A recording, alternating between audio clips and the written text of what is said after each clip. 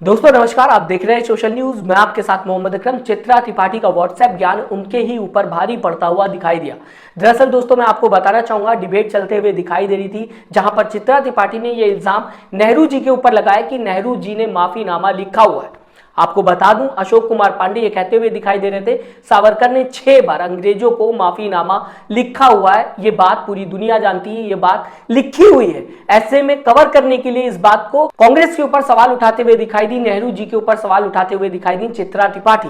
ये बताने की कोशिश की चित्रा त्रिपाठी ने, एक उन्होंने स्क्रीनशॉट रखा हुआ था बताने की, यहां पर ये कोशिश कर रही थी कि रिसर्च के दौरान उन्होंने ये बातें जो थे वो सेव करके अपने मोबाइल में रख ली थी या फिर ये इंफॉर्मेशन अपने मोबाइल में सेव करके ले ली थी, जहां पर चित्रा त्रिपाठी ने बताया, नाभा का जिक्र किया कि इस दौरान जब नाभा के अंदर नेहरू जी गैर कानूनी तरीके से प्रवेश करते हुए पाए गए तो उसके बाद उन्होंने माफीनामा जो था वो लिखा था। इसके बाद अगर बात की जाएगी, अशोक कुमार पांडे ने प्रूफ मांग लिया कि ठीक है, आप कह रही हैं कि नेहरू जी ने माफीनामा जो था वो लिखा था, तो क्या वो माफीनामा आपके पास है या किसी के पास भी है?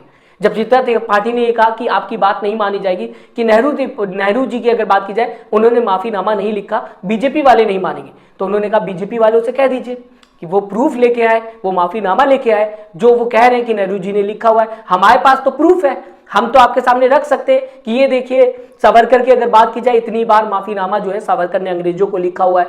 ये आपके सामने माफीनामा का स्क्रीनशॉट या फिर फोटोकॉपी है, लेकिन क्या आपके पास उसकी फोटोकॉपी है जो माफीनामा नेहरू जी ने लिखा है? चित्रा त्रिपाठी के पास यहां पर जवाब नहीं था। अब सोचने वाली बात यह है कि जो चित्रा त्रिपाठी लगातार ये बताने की कोशिश कर रही थी, अगर बात की जाए नाभा को लेकर कि नेहरू जी ने माफीनामा लिखा है, उसको डिटेल में अशोक कुमार पांडे ने उसके बाद बताया कि ये जो कहानी आप बता रही हैं या फिर ये कहा जाए ये जो माफीनामा के बारे में आप बता रही हैं, दरअसल ये आत्मकथा थी नेहरू जी की। आत्मकथा क्यों मैं बोल रहा हूं दोस्तों? क्योंकि नेहरू जी ने खुद बताने की कोशिश की थी कि ये इंसिडेंट होता हुआ दिखाई दिया था। आखिर में अशोक कुमार पांडे ने क्या कहा है, छोटा सा बयान आपके सामने रखना चाहूंगा, सुन लीजिए, उसके बाद चर्चा करें। नाभा घटना का जिक्र और कहीं नहीं मिलता है, सिर्फ नेहरू ने अपनी आत्मकथा में लिखा है। नंबर 1। उधर वाले सहमत नहीं होते ना सर आपकी बात से, तो मुझे वो माफीनामा दिखा दीजिए। अशोक कुमार पांडे ने पूरा डिटेल में बताने की कोशिश की कि आखिरकार हुआ क्या था। अब सवाल ये उठता है कि जब भी सावरकर पे सवाल उठता है तो गोदी मीडिया पत्रकार क्यों लगातार नेहरू पे सवाल उठाते हुए दिखाई देते? जो बात सच है वो बात सच है, जो बात झूठ है वो बात झूठ है। पूरे देश को जो बात पता है उसको आप कवर करने की जब कोशिश करते हैं, या फिर ये कहा जाए उसको कवर करने के लिए आप कांग्रेस के ऊपर, नेहरू जी के ऊपर इल्जाम लगाने की कोशिश करते हैं, तो क्या वो पत्रकारिता में आता है? ऐसा लगता है कि चित्रा त्रिपाठी पूरी तरीके से बीजेपी के पाले में खड़े होकर लगातार विपक्ष पे प्रहार करते हुए दिखाई दे रही है, नेहरू जी पे इल्जाम लगाते हुए दिखाई दे रही, ताकि कहीं ना कहीं सावरकर की इमेज बन सके, सावरकर की इमेज अच्छी हो सके कि देखिए नेहरू जी ने भी माफीनामा लिखा था, सावरकर ने भी माफीनामा लिखा था, तो दोनों बराबर हो गए।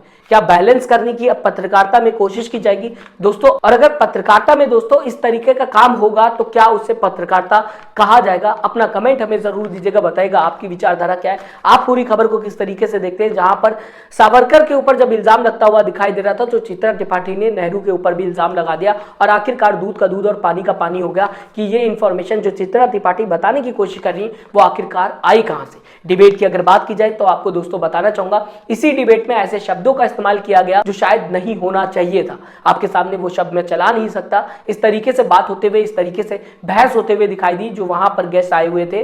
लेकिन फिलहाल आजकल की मीडिया की अगर बात की जाए तो ऐसी चीजें होना नॉर्मल हो गया है। जिस तरीके से आजकल गाली गलौज होते हुए गोदी मीडिया चैनल्स में दिखाई देती है, ये सब नॉर्मल होता हुआ दिखाई दे रहा है। आप हमें कमेंट करके जरूर बताइएगा आप किस तरीके से पूरी खबर को देखते हैं। साथ ही साथ चैनल को सब्सक्राइब और वीडियो को लाइक करना ना भूलिएगा। अपना दोस्तों ख्याल रखिएगा। नमस्कार। चैनल को लाइक, शेयर एंड सब्सक्राइब करें और बेल आइकन दबाना ना भूलें।